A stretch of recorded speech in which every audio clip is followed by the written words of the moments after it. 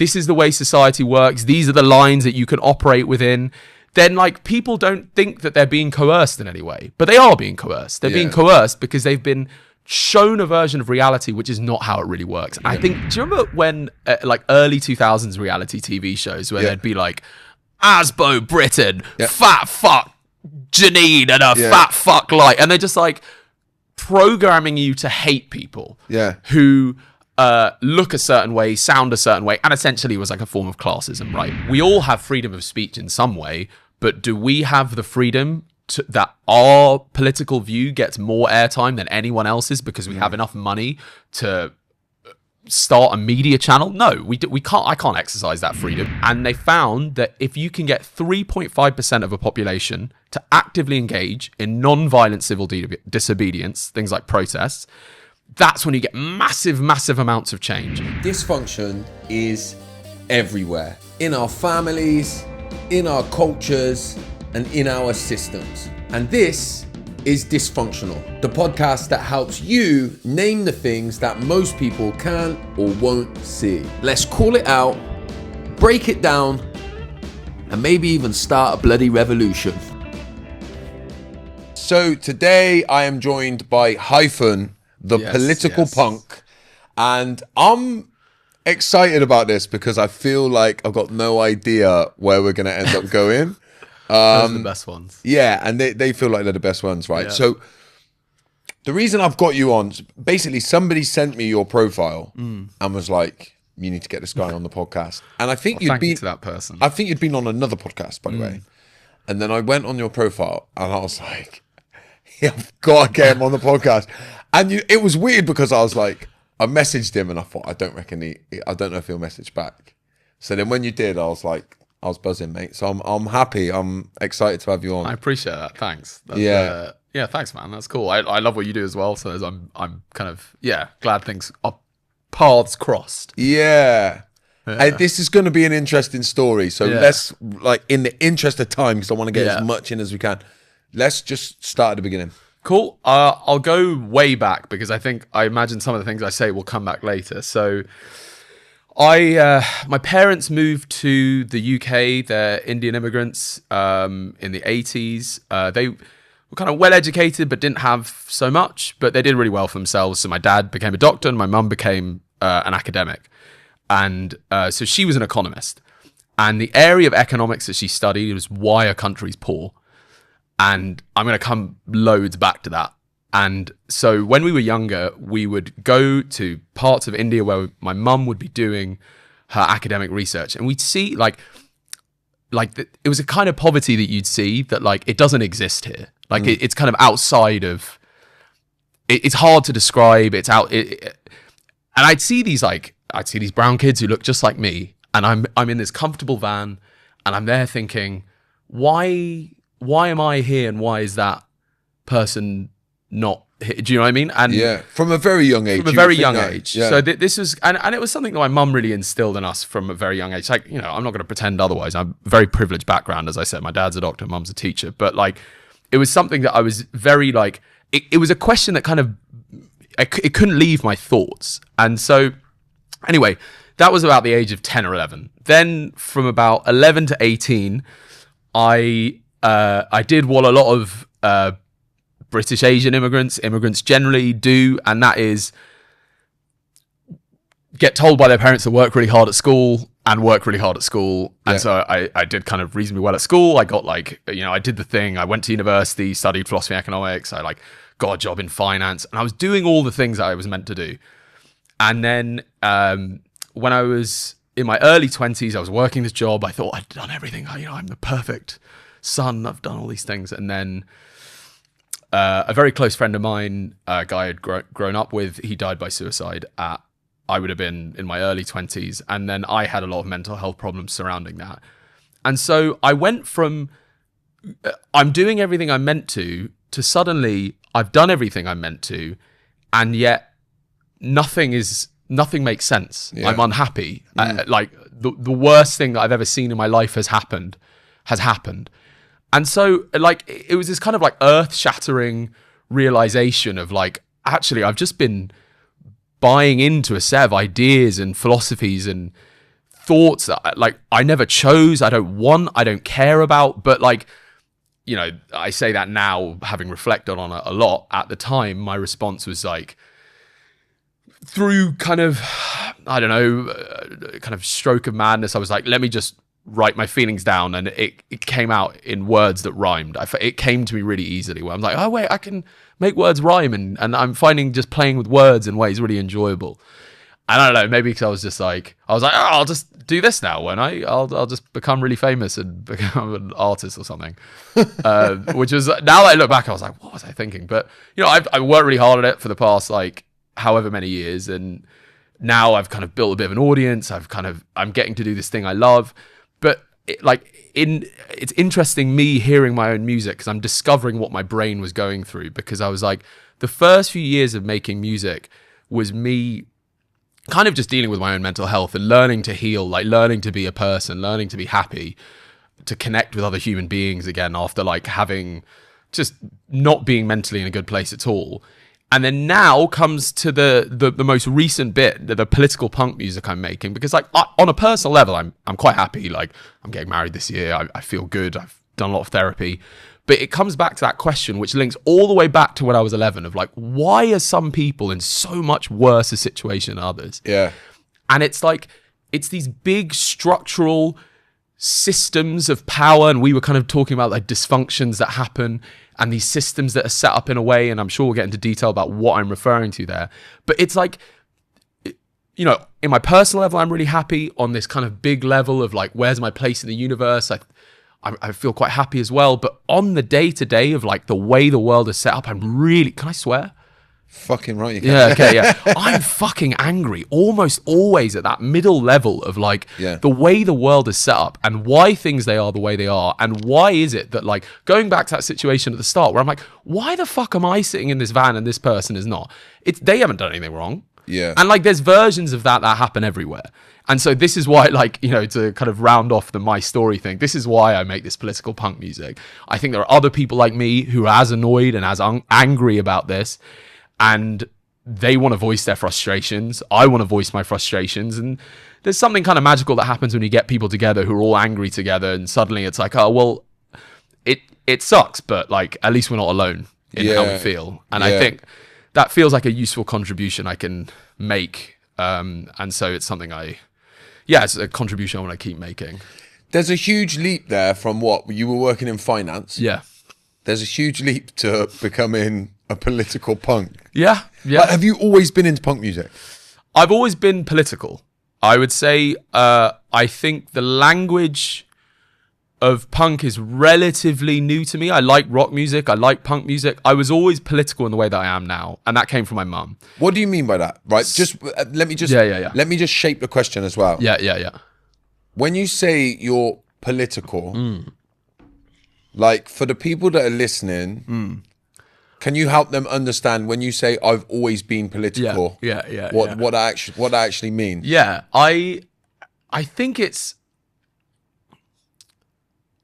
looking to explain why things are the way they are without just putting it solely down to the level of the individual.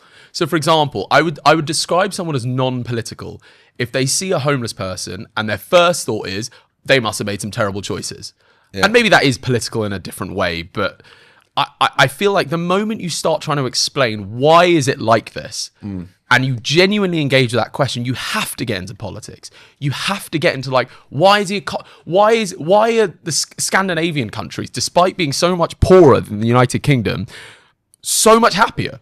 Why do they have better living standards? Yeah. Like, the moment you engage with this, and the moment you pull that thread even slightly, you've just got to get into that, in my view anyway, where like, you've got to engage with like, oh, there are these systems and like, this explains. But often what ends up happening is people put so much emphasis on the level of the individual, which I think we can come on to why I think that is, but they kind of negate that, like, I don't know, that like things can be really hard for people in ways that they didn't choose. Yeah. And I guess, the reason I kept asking these questions came back to that time when I was younger and I was seeing, like, you know, brown kids who looked just like me who were suffering in ways that I never had to. Yeah. And And I guess it was the desire to ask why. Like, why is that true? Yeah. I guess that's probably what I mean. Did that get you in trouble when you was a kid? What, that curiosity? Yeah, for sure. Because I always sort of say that I had it sort of metaphorically beaten out of me. Because I've always, every situation or experience I see or experience, I'm always like, why is that happening? Really curious. And like, a surface level's not enough for me. I need to go deeper. And I think that has always made me political, right? But I think I want to go straight into this political thing, because why do you think we are taught to sort of not be political? 100%. Because if we were, we would see that it's fucking stacked against us. Absolutely. Like, something that, okay, so I'm thinking about the best first direction here. Okay, we'll go straight in and we'll talk about how people have reacted to what's happening in Gaza. So for a lot of people, this was the first time they realized, like, the whole world was against this. The whole world stood in horror and they saw how horrendous this is, how, like, inconceivable that this is happening. And a lot of my friends would be, they would protest, they would sign petitions, they would do all the things that within the political system we have were meant to lead to good outcomes. We live in a great democracy. We live in a liberal society. Like, people listen when the people are angry. But then you see it keeps happening. And then you discover maybe the world doesn't work like that. Yeah. Maybe it isn't like that. And, like, I feel like my version of that realization was during the Iraq War, where it was like, actually, we're taught that things work in a particular way because, like, so an author like Noam Chomsky would maybe refer to that as like manufacturing consent. If you manufacture consent, if you say to people, like, this is what good is, this is the way society works, these are the lines that you can operate within, then, like, people don't think that they're being coerced in any way, but they are being coerced. They're being coerced because they've been shown a version of reality which is not how it really works. And I think a lot of what is happening now is people are realizing that. They're like, wow, we did everything.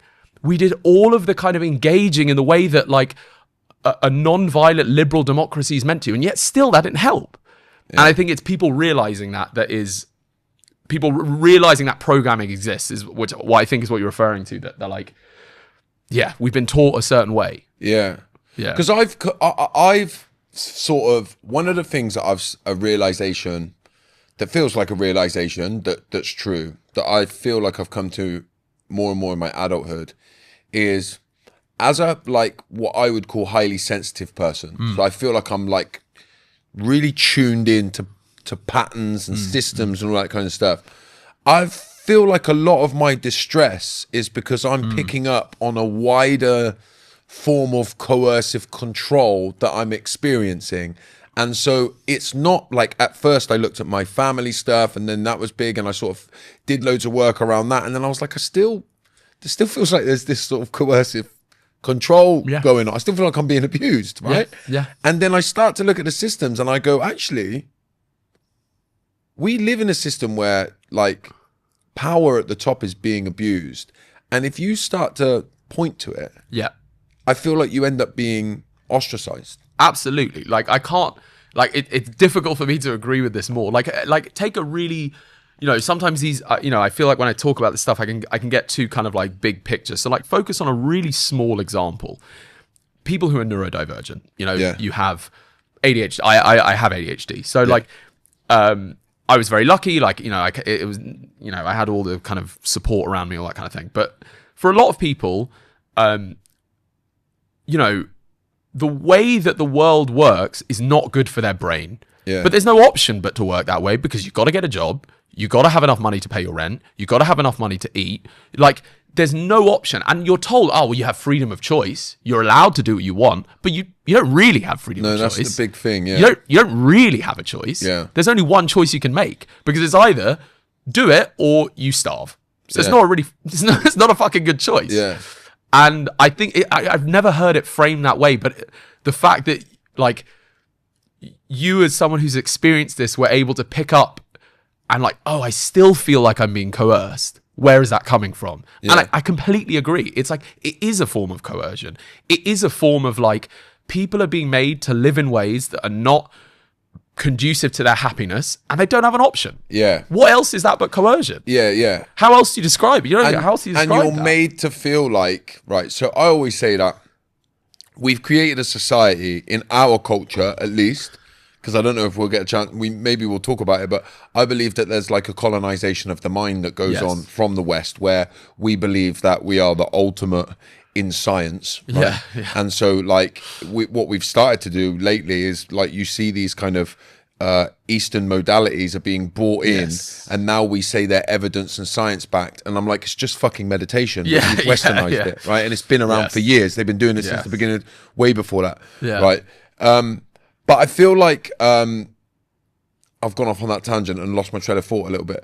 That's good, man. Tangents are good. I think no. But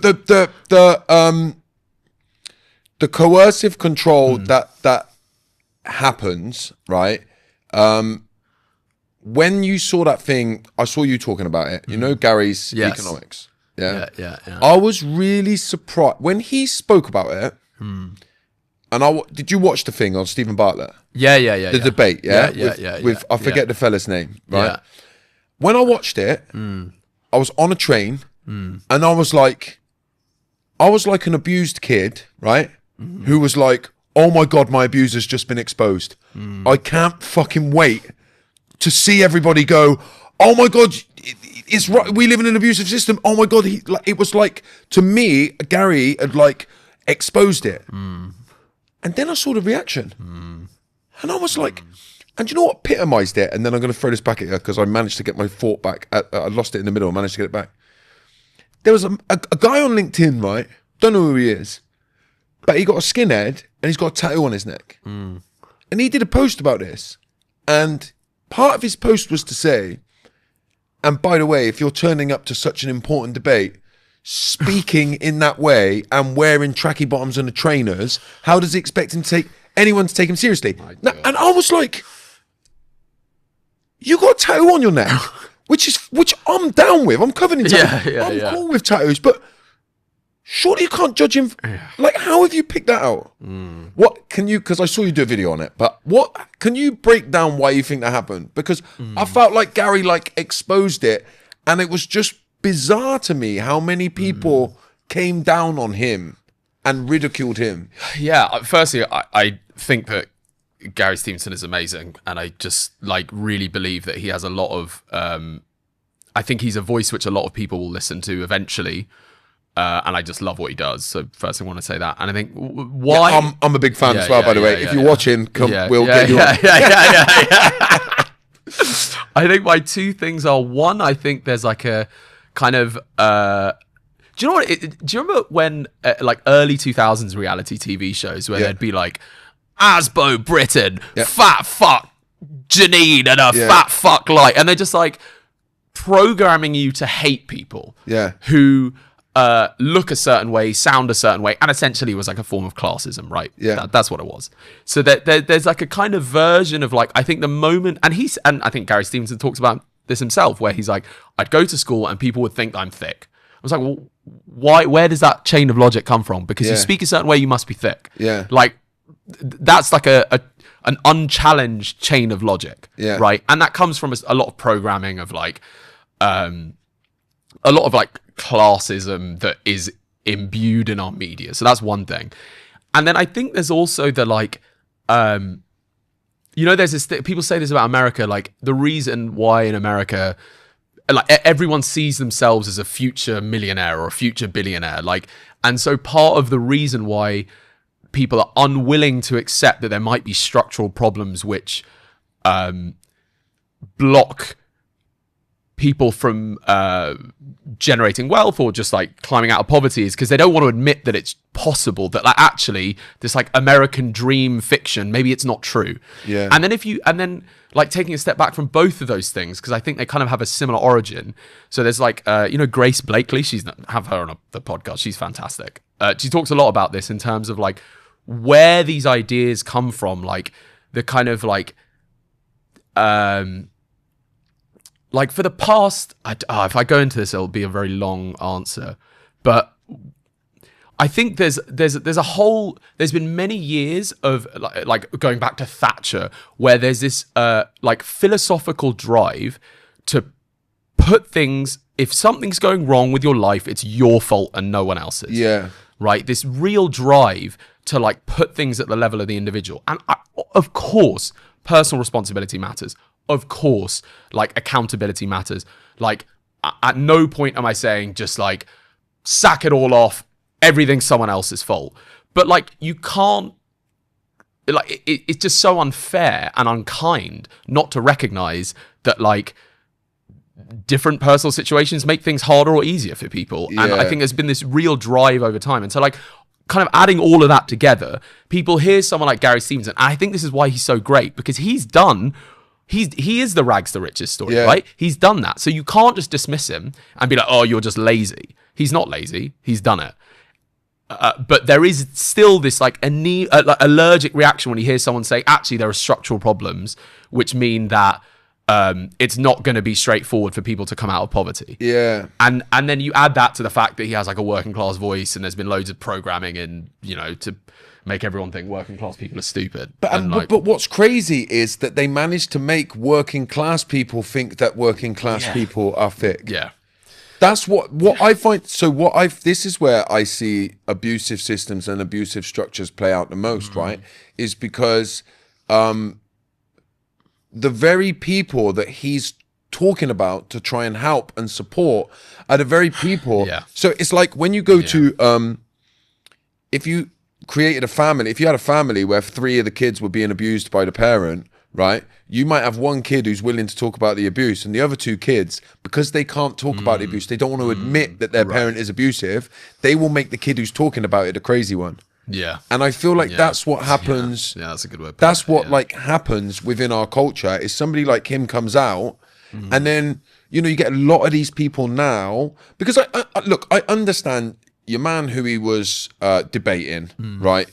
Is become very wealthy. You know, he probably talk about history of how he made it, and so if he made it, everybody else can. I'm almost like, mate, if that's what, you know, that's been your journey, and you can't see past your own nose. There's a weird lack of empathy. Yeah, like I sort of like, that's who you are. I get that. What I find frightening, and or what I struggle to get my head around, is the sort of everyday working person who's pissed off with Gary for not like being more like, I did it, so can you, which is such a like tragic story to tell people. It is tragic. And I guess, like, you know, this is one of those areas where I want to be like kind of as understanding as I can be, while acknowledging like look, I'm very privileged. These are not, like, I've been very lucky, and, you know, my parents have kind of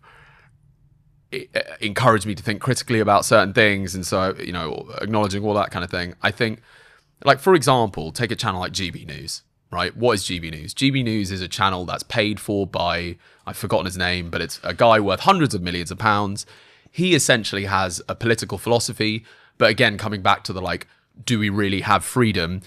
We all have freedom of speech in some way, but do we have the freedom that our political view gets more airtime than anyone else's because we have enough money to start a media channel? No, we can't. I can't exercise that freedom. I assume you can't exercise that freedom. So, like, it's sort of, that's the kind of climate in which we exist. These, like, big media organizations, which are essentially the mouthpiece for some normally very right-wing, very rich, very conservative, whatever, Rupert Murdoch, whoever else. And so, like, that's the kind of climate in which everyone is, you know, the Sun is the most read newspaper in the UK.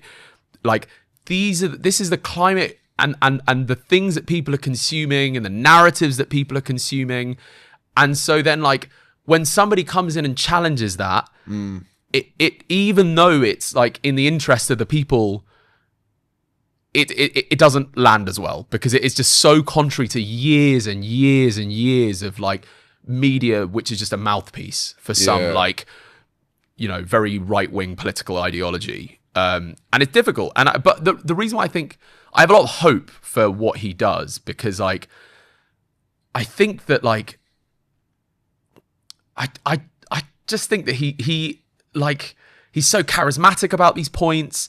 He can kind of talk to people who are in the finance world. He can talk to people who are out of the finance world, and like I think it's a long journey that he's on. But like I think all hail. You know, I really believe that he has a lot of like, I hope anyway, ability to kind of heal a rift in like the UK. I don't know. Maybe I'm being over, or at least to galvanize. To galvanize a group of people. You know, I feel like if you're gonna call us, and I sort of struggle nowadays with even saying that I'm politically left, because I just feel like that it's all gone so awire. I just feel like I don't even know what I am. But if I framed me as a left, you know, I once upon a time would have just said that I'm like probably a bit too far left. I feel like we've been looking for somebody like him for a little while. I agree. Do you know what I mean? To look up to and to to lead us in that way. Because I feel like the proper left, I don't feel like we've had anyone, because it's not Labour, is it? No, it's not. It most certainly is not. Jesus. I think that, and I think the thing that I like about him, it's funny because like I still, it's like you said, I don't know, I was in finance. I kind of still have a foot in that. You know, I kind of have a job where I'm interacting with people who kind of have these views, and like what I find really interesting is that a lot of the big political things that Gary Stevenson says, like I think there's like it's across left and right. Like if you take the names out of things for a second, if you take the names and what's associated with things, it's like, okay, well, do we want higher standards of living? Yes. Do we think that people should tax income? Yes. People probably agree with that. Like you add individually, people kind of agree across the board, whether left or right. And it's then when you start adding the labels of like, and then you start adding social media algorithms, which are just pushing conflict because it's more engaging than anything that might be that constructive. Yeah. And then it's like, oh, well, then you kind of just, like, for example, the Gary Stevenson videos that probably do the best on TikTok are not the ones which would find consensus. They're the ones that would find conflict. Yeah. Because, like, well, it does go, you fucking cunt. More time on phones, algorithms win. Do you know what I mean? Yeah. And this is why, so Grace Blakely has this thing where it's like, the way you change things is actually in person. It's like you talk to people, because, like, you kind of have to do it old fashioned. And I get this kind of links back to like the political punk music stuff, where like I feel like you kind of building community is a thing that people often talk about. I was like, well, what does it really mean, build community? And I think that like building community is like interacting with real people in real ways, having conversations with them. And so like I've now gone on a bit of a tangent here, but there's a political scientist called Erica Chenoweth. I think that's the name. They made this observation over the past 100 years of civil rights movements that were successful. So what made them work? What made them not work? And they found that if you can get 3.5% of a population to actively engage in non-violent civil disobedience, things like protests, that's when you get massive, massive amounts of change. Like society changes when just 3.5% of a population decide, no, this is too much. Wow. And so... And this is a really well-established political kind of observation of civil rights movements. And so, like, my kind of dream and kind of maybe where I want to go, probably is where I want to go with the political punk music. I want things to have some real-world impact. It's like, look, you've got Gary Stevenson making this message. Now, what if you get 3.5% of the population who are like, actually, this is how we solve a lot of the problems that we have. You get enough people who are happy to engage in non-violent civil disobedience, and then it's like, well, I don't know, that seems like a great thing to galvanize people, and people feel optimistic, like, oh, maybe we can change things, like maybe things can improve. And I think it's a lot of what I think like our jobs as people who communicate on social media is like communicating things that can like make people optimistic and like focus people's energy in ways that's constructive. That's what I feel like. I hope my what I'm doing does. You know, that's what I want to do anyway. You want to remind people that they have agency. Yeah, exactly. Because, you know, like a lot of my content, I say this, a lot of my content online is about, like, you know, I do the stuff about toxic parents. So we're talking about abusive parents, right? And so everybody, or a lot of people that follow me have experienced that, right? So they feel really empowered when I'm like, nah, man, you can fucking stand up and, like, there is a different way. You don't have to, like, stand for the abuse. And despite what society's told you, you can live differently, yeah? And they, like, those people are, like, amazed by that. They love that. But then when you talk about the political abuse that happens, some of them same people then say to me, what do we do? That's just the way that it is. You can't change it, right? And then you go, nah, you can. And that's why that 3.5% that you're talking about is huge, because I think a lot of people don't do anything because they just don't believe that anything can be done about it. And, you know, when you talk about that protest in the way that you talk about, if you look throughout the history of our society, anything good, anything that we've got for the normal average working person has come through protest. Yeah. Do you know what I mean? It doesn't like, governments do not change policy because they think it's the right thing to do. No. They do it because they think they might lose power and there's too much pressure coming. Do you know what I mean? Yeah. And I think that's the thing where, like, I've never really heard the framing in the way that you've done of, like, oh, it's like an abusive parent, but it makes so much sense. And it's like, yeah, it's the same thing on the personal level, empowering people to feel like there is a different way, and doing the same on the political level of, like, okay, how do you empower people to feel that there is a different way?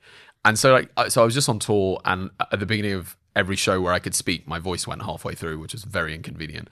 I would say this 3.5% thing of, like, because it's not asking people to do something which is, like, insane. It's not saying, you know, go kill someone or go do something violent. I don't think that.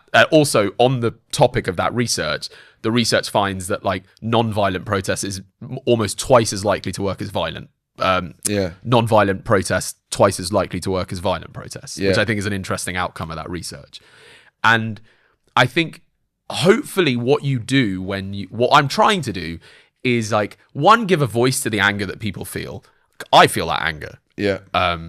And when I'm on stage, I find it incredibly cathartic to be shouting these things. Maybe too much, that's why my voice always goes.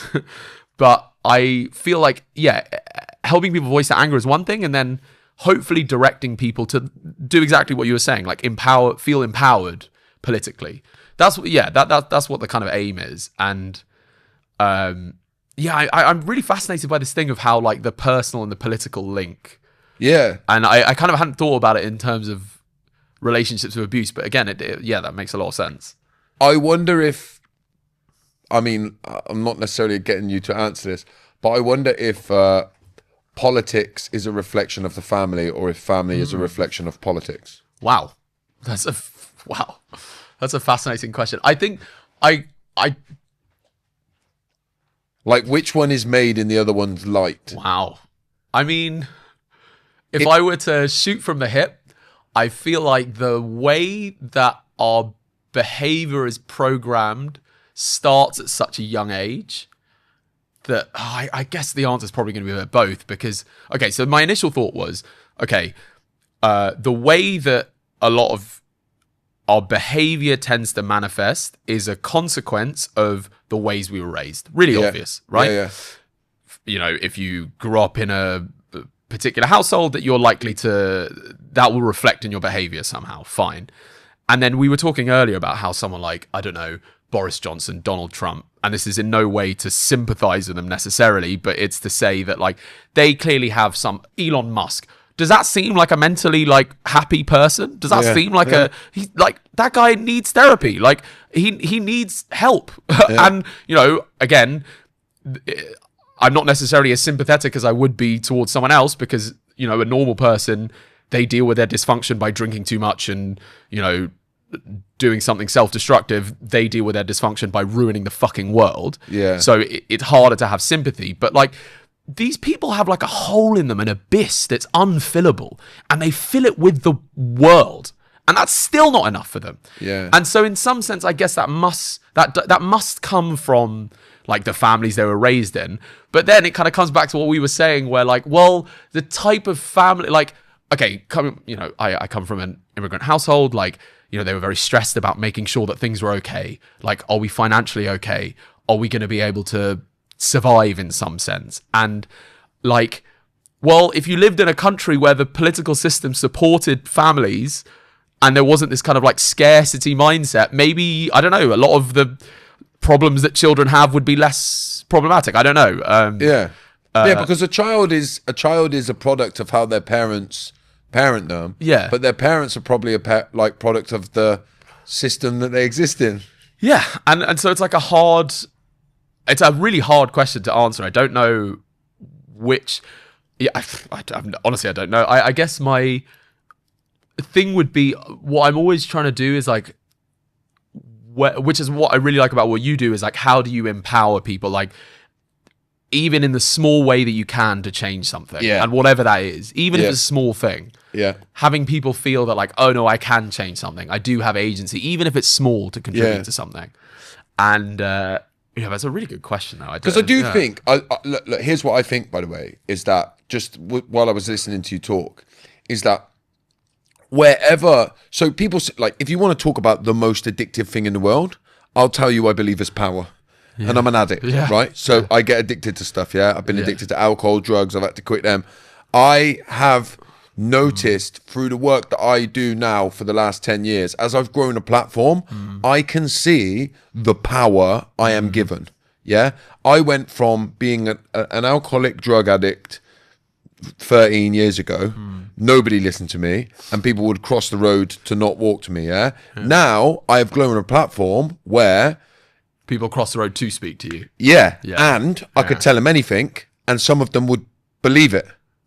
Right? So now all of a sudden, I'm in a position of power. And I'm telling you now, I have to work really, really hard to humble myself. Wow. To not, when people put you on a pedestal,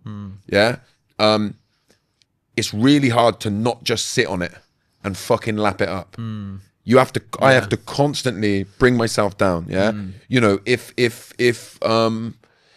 Like a simple example, if somebody comments something horrible about me on a post, I know I could get a bunch of people to fucking jump on them by just doing something. You gotta be careful not to do that.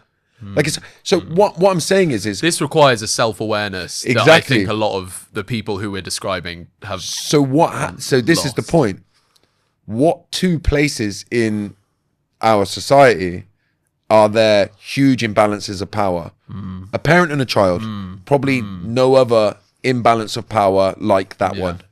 Naturally, as a parent with a child, there is a huge power imbalance. And your children trigger you. So what are you going to do with that? Are you going to use the balance of power, or are you going to reflect and try and be better?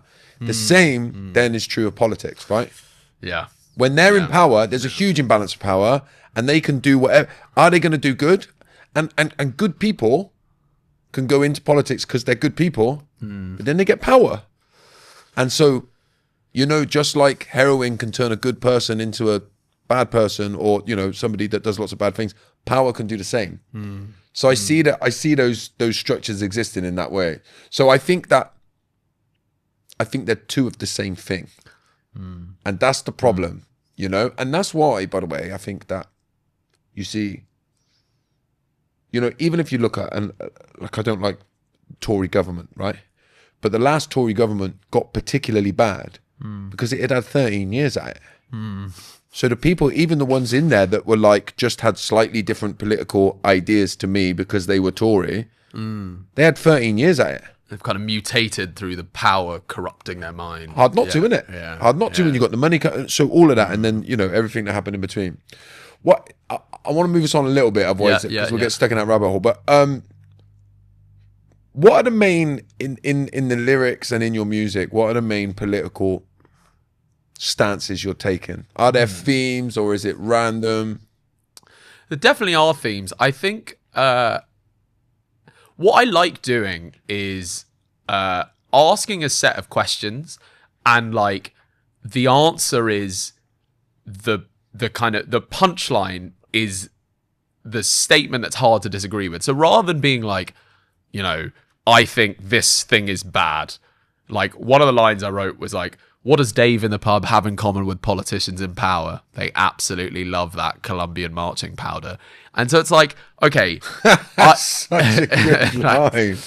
And so, like, the point of framing it is kind of like a jokey, like a question that's silly, and like, you kind of like, well, I'm making a political statement, but like, it's kind of hard to disagree with it because I've asked it as a set of questions. But if I just do the end, if I just give the end point of like, politicians are scum who, you know, they're corrupt and partygate from that time, blah, blah, blah. Yeah. It doesn't land as well. And like, I don't think it's, I mean, it can land as well, and some people do that very well. But like, what I think I'm trying to do is like, kind of be provocative without being provocative. Yeah. In the sense of like, I'm asking you the questions. What do you think? What else is the answer? And like, I think thinking about, and coming back to that left and right thing, I think more and more, like, I don't fully agree with this, but like, I hear on social media this phrase, it's not left v right, it's up v down. Yeah. And there's probably some truth in that. And I feel like the more you can frame things, I did it very unsuccessfully on one song where I was talking about like, me and Dave the racist have more in common than the prick who told us we're different. The first was ignorant, the second one's villainous and made Dave think his problem was immigrants. And so it's like, I'm trying to be like, okay, so I talk about this a lot in my sets. That, Well, like, you said that was badly. That was... well, it was unsuccessful in the sense that people just got really pissed off and they were really racist to me online. So in a sense, I maybe didn't engage with the group that I was trying to engage with successfully. But then maybe I could never have. So you know what? I mean? Sorry. So that line, that I thought it was clever. Can you just say the line again? Me and Dave the racist have more in common than the prick who told us we're different. The first one's ignorant, the second one's villainous, and made Dave think his problem was immigrants. And so, like, And you got racially abused online by loads. What, it loads. just got picked up in the the algorithm, wrong right wing algorithm or something. And like, look, there were people who were kind of trying to make the point generously, and this is why What point are they trying to make? How do they kick back against that? What's the kickback? So were there? I think it's more visceral. Yeah, sorry, go on. So was there like angry? People just being just horribly racist, just calling you racist shit. Yeah. But what? How would people? What point? I like. So I will always try and see. How did they try and give you a logical point? Like, you've got horrible racists who are just racist to you, right? They're just fucking idiots, right? But how did anybody try and logically come back at that? What was their point? Like Dave's, right? Were they saying Dave's? I think some one version of it was like, I think it's kind of a discomfort you get. Well, I think one thing is like, look, I'm a kind of like middle class sounding brown guy. So there was this kind of like allergic reaction to being like, who the fuck is this guy to tell me what's happening? Fine. Maybe I have some understanding for that. Do you think that some people struggle with a brown person that's intellectual because they just like to think of brown people as immigrants who don't know shit? Maybe, yeah. I feel it's hard for me to put that on you because if you say I guess fucking like, mental. That's mental though. Yeah, isn't it? Like, I could say that opinion. Yeah. And if you, I could see your discomfort in agreeing with it because you're like, because I'll get shit for that. Am I shouting? No. Yeah, it's fine. It's just the memory card just ran out of time. Sorry about that. Cool. I'll wait. Wait. Yeah. Did we miss any of it? No, literally, it was just at that point. Perfect. So I reckon if you... Yeah. I guess my discomfort is less that I don't agree or disagree. It's just that, like, I really, like, I did a post around this during, like, the UK race riots where, like, okay, so coming back to the story of my mum teaching me about, like, okay, these are the reasons that poverty exists. So a lot of the people who probably don't like me online, they probably, and you know, I don't think this is true across the board, but, like, you know, maybe they are, or the people who are rioting during the UK race riots, they are victims of an economic system, right? They're victims of an economic system in the same way that that brown kid in India was a victim of an economic system. And like linking to what we then said about how you've grown up in a climate where the media will tell you that these are the explanations. It's, you know, it's the immigrants' fault, it's the immigrants' fault, etc., etc. Like people believe that. And so it's essentially a bunch of people who found things really hard and they've been told that it's immigrants who are doing it. And then you have, so in their eyes, I'm the villain in some way, right? Like I'm causing the problems that they're struggling with. And then you have someone that, you know, there's this saying, equality feels like oppression if you're used to privilege. Yeah. And there's some version of that where it's like, oh, and this is, you know, for me to think in this way requires a lot of like, you know, meditation and being kind. You know, I'm also fucking pissed off. Right? I was going to say, man, you're being very kind. And like, I'm very angry about this as well. But like, so one of my songs, the hook is like, hate yachts, not dinghies. And like, it's just like a chant that repeats and it's kind of like, it's fucking so clever, man. Thanks. That's so clever. I appreciate it, man. And like the thing about left, right again, you know, the right, they're very good at slogans. Make America great again. And I always think like writing in ways that like sloganize political statements can obviously be abused, but it can also be really useful. So hate yachts, not dinghies. It's like, hey, focus your attention on the people who are causing this. Because it's not me. It's definitely not me. And it's definitely not people like me. But if you've grown up in an environment where all the media you consume is pointing fingers at people like me or people who are immigrating now, as opposed to the big structural things which are actually causing it, yes, I understand why somebody trying to point that out would feel a lot more like an attack than is intended. Now, like I say, that's required a lot of work for me at therapy to kind of contextualize these thoughts, not feel too hated by it, that I kind of can keep doing my thing. Like, you know, my guitarist once, he was logged onto my Instagram and he was helping with a few things. And he was like, yeah, I had to log on after a point because you were getting so much racial abuse. And I was like, huh, interesting. That's something I probably have to deal with more regularly than is in maybe any other career path. That's probably true. I can't think of many others. And it sucks. It really does suck. But I guess one thing that helps is that, you know, you go to shows and you feel this love and you feel this warmth and you're like, wow, this is really lovely. And then I guess it's kind of understanding the dynamics and like, why is it? Like, why is this person angry at me? Like, I'm not trying to fuck you over. Do you know what I mean? Yeah. I'm definitely not, yes, I'm privileged. Yes, I'm middle class, all those things. But like, this is where the Gary Stevenson thing comes in, where it's like, hey, let's look at the reasons why this is happening. And they're going to listen to Gary Stevenson a lot more than they're going to listen to me. Yeah. Do you know what I mean? Yeah, I do. And some of those reasons are good. Like, I can see why I would not be necessarily a good mouthpiece for some of these views. But like, this is why I'm like, fucking Gary Stevenson, man. I think he could communicate with people in a very useful way. But I guess like, I've gone on a few kind of interconnected thoughts. But coming back to the me and Dave the racist thing, where like, so Dave specifically refers to someone who was in my life. He was like a neighbor and he's like a recurring character in a lot of my songs where I'm like, what does Dave at the pub have in common? Me and Dave the racist. Is like, he was like a guy and like, he was kind of racist to us at one point. It doesn't really matter. But I think that like, I think my underlying view is you're never going to solve anything if you keep shouting at someone. Again, coming back to the abusive family dynamics, you're never going to solve. No one responds well to being shouted at and told that they're a piece of shit, right? And so I really hope, I have this hope and ambition that like maybe we can solve some of the political problems that cause so much pain. Because like when you really get down to it, when I have a one-on-one conversation with people who really disagree with me, so often we leave that conversation with like, I kind of understand that person a bit better now. Yeah. So I'm like, if that's possible, like, how do we make that happen at scale? How do we kind of like, and like probably inside that view is like a small 11-year-old boy who's sad about the fact that people are mean to him because of his skin color. And he's like, why won't you accept me? There's probably a version of that going on.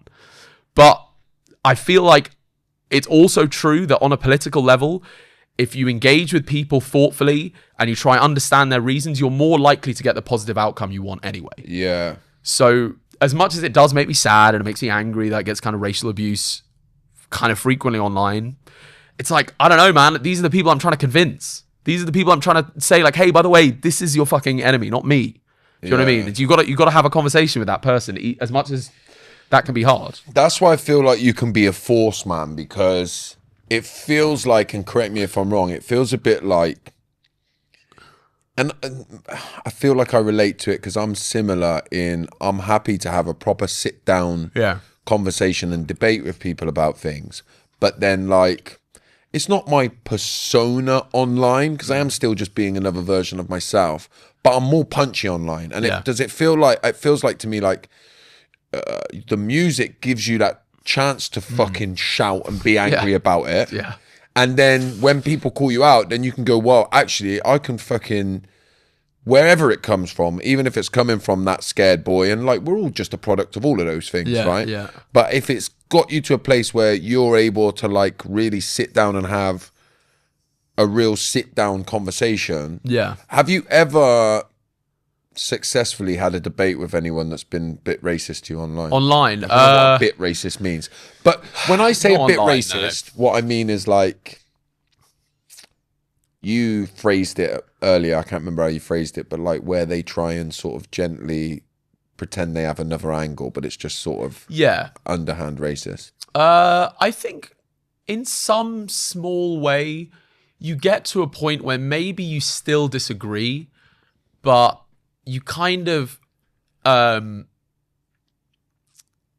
you disagree, but maybe there's a little bit more understanding at the end of it. And I guess like kind of what I'm realizing, and I kind of stopped trying to do like the online let me debate you type of thing, because I'm like, doesn't work on Instagram, it doesn't anyway. Work, man. Like, or it works in some places, but it ends up just being like fodder for the algorithm. Yeah. And I think what I've instead tried to focus on is like, how do you amplify the voices who kind of not agree with you already, but let's say there's a bunch of people who are already angry about this. It's like, how do you give more, you coalesce around that. So it's like positive. It's like, okay, we all feel like this together, like, and then more people feel like this, and then more people feel like this, and then maybe one person, let's say somebody who comes to my show and they really feel strongly about some of these views and they found a community of other people who also feel that way. Wonderful. Maybe they go to a protest together, but maybe one of those people has like a granddad who votes for reform. And it's like, well, now they've got this community of people. They really believe strongly. They've kind of got this community around them. And so when granddad says some racist stuff, they feel empowered to be like, actually, no, what you're saying is wrong. Yeah. And I think that is probably the only way that, and people do occasionally comment things like, oh, I had a friend who was thinking about this and then I brought them to your show, and then they kind of saw, and I was like, oh, okay, that's nice. But I guess like, as much as I'm saying all of these things and like, I want to change things, hopefully I'm useful, I guess I'm realistic enough to know that like anything I do will be a drop in the ocean. Right. Yeah. And partly my reasons for doing it are maybe a little bit more modest than trying to change the world. A lot more modest than that. I just feel that like, I just think that that's what would make my mum proud. Do you know what I mean? Like that like doing the right thing and trying to make the world a little bit of a better place is the right thing to do on some level, because that's probably how I was conditioned by my mum, who did the same thing in her own way. And yeah, like, I want to hopefully be useful. Yeah. That's kind of where I think a lot of it comes from. Wow, I've really gone on 30 Is your mum still around, by the way? Yeah, she is. And what does she think of you being a political punk? Initially, she didn't get it. I'll be honest. She grew up in India, and like she like doesn't really she's often like, I really don't even understand what you're saying most of the time. But now like she'll like come on, like I don't know, we've been at shows and she'll you know, I've been like, my mum's here and everyone cheers for her, and I talk about my parents a lot of shows, and I've like brought her up on stage and that kind of thing. Yeah, it's like pretty cute, and like people like, I think people who have been to enough shows kind of would recognize my mum now, and I feel like, you know, my mum's here, my dad's here, but you know, I'm conscious of their mortality, and I'm very close with them in many ways, and I think it's like there's a kind of Hindu. I wouldn't necessarily call myself massively religious. I read a lot about Buddhism, but I don't know. I'm not massively religious. There's a concept they taught me a lot about, which is dharma, which is Dharma, and maybe you know about it already. But it's kind of like your duty. What's your duty to the world? And I think another way of asking that question is like, how can I be useful to the people around me? And how can I, and on the local sense, that's like, how can I be a good partner? How can I be a good friend? And I think through a combination of the like privilege I was given, through a combination of the fact that like ever since I was a kid, I was really comfortable being in front of crowds of people. Ever since I was like 5 years old, I've just found that comfortable. Well, not comfortable, but I've just been okay with it. I feel like in some sense it's my duty to be hopefully useful to the people around me by like, people are angry, man. Like people are fucking angry. And it's like, how do you help that? How do you be useful? And I think the way you know, it's kind of coming back to what I was saying. You give a voice to that anger, and you hopefully direct people in ways that are useful. So like that 3.5% rule, you know, it's not a rule, but observation, 3.5% thing. And then hopefully that's useful, and if it leaves people feeling empowered. What change actually happens, I think that's outside of any of our control, but like that we can be useful to people around us, that's something that's in our control. And I feel like focusing that has helped me a lot in terms of like, you know, you look at the world, it's so big, it's so scary, nothing's going to change. Fuck, what do we do? Let me just be useful to the people around me in the ways that I am able to do, given, you know, how I was born and all that kind of stuff. So yeah. I think you can make real change, man. I really like, because you're quite the, what's the word? I was going to say quite the conundrum. But like, there isn't anybody out there like you, is there? I guess might not. make you feel a little bit awkward to say that. Yeah. But there isn't, is it? Yeah, I guess. Because in my mind, I've been like, when I say I'm like, you're coming on, and then I'm like, yeah, he's like the political punk, but he's like this Asian guy, and he's like punk. Yeah. Like, and like, that's a whole thing in itself. Yeah. Do you know what I mean? It is. And I hope that it was fun on tour, like more and more South Asian people were coming to shows, because I was like, oh, okay, I'm maybe connecting with people with a similar background to me. But I think it really helps that I have an economics degree. You know, there's a lot of brown people who'd be like, they're like, oh shit, he has an economics degree. Okay, maybe I'll listen to him. Yeah. Have you found, just quickly, has there been any kickback from the punk community?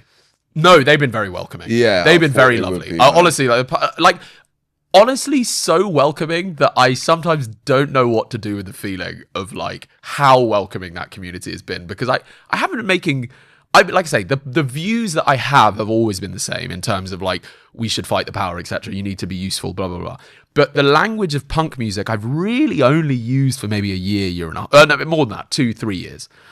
And the way that crowds and like audiences have taken to it and been so welcoming, I go away from shows being like on tour, I'd be going, you know, I'd grab some dinner, I'd be going back to the venue, and there was like a queue of people, and I was like, fuck, are they here for me? Fuck, that's insane.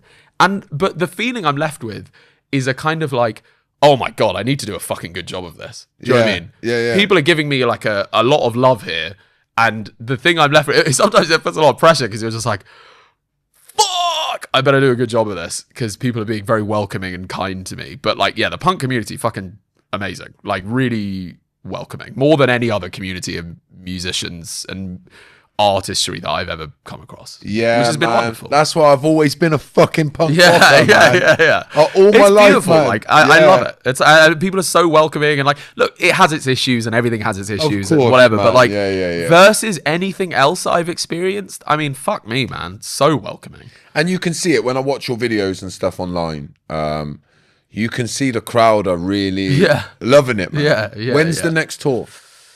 I've got a few festivals coming up. I'm planning something for the end of the year. This is the first time I've said this. It's the first for the end of the year. But I'm just trying to do it appropriately. Something I talk about a lot is my fiance, and so people are like, I've said a bunch on stage, I'm getting married this year, so I will do a tour, but kind of make sure that I can, get married. Yeah, exactly. I got to do both, and I think I've told the audiences, so maybe they're a bit prepped for that. I mean, I'm like, I do make some. I run away with myself, but I'm like thinking, I would love to come. Oh yeah, man. With a microphone and a camera. Yeah. To one of your gigs, and like, please. I just feel like speaking to some of the people. Oh my god, dude! Please, whenever. Do you know what I mean? It would be. Dude, it would be pretty epic because it would like be part of our mission as well. We got the same mission. Yeah. Part of the mission would be amplify them voices. Oh my god, because they're all going to believe the same shit, innit? Please, we should do it, man. Absolutely. I'm fucking well next up London for it. show. Fucking yeah, man. Anywhere, mate. I'll come anywhere. Yeah, fucking yeah. I'm on it, man. Oh, I love that, man. Thank you, mate. This is. I'd love to get you back as well, actually, to do a part 2. Anytime. I feel like This we've is only very scratched the enjoyable. surface. I feel like, I release a podcast every week, so maybe we'll have to come back when some shit hits the fan somewhere in politics, and then you'll be my go-to guy to get back. More than happy to whatever. You've made me feel very welcome. I appreciate that. Yeah, mate. Any parting statements you want to make? Firstly, thanks. Secondly, if anyone is listening to this, I guess you're listening to two people who had a lot of difficulties with their mental health and have kind of come out of it the other side. If it's a useful reminder, things do get better. And they should come and find you on Spotify. And yes, all that shit. Yeah. Hyphen is my stage name. This is Hyphen on Instagram.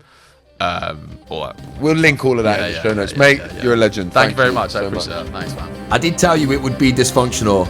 So thank you for sticking around till the end here. And if you have enjoyed this podcast, then please help me to grow Dysfunctional by sharing with your friends on social media. You can find me at Josh_FFW.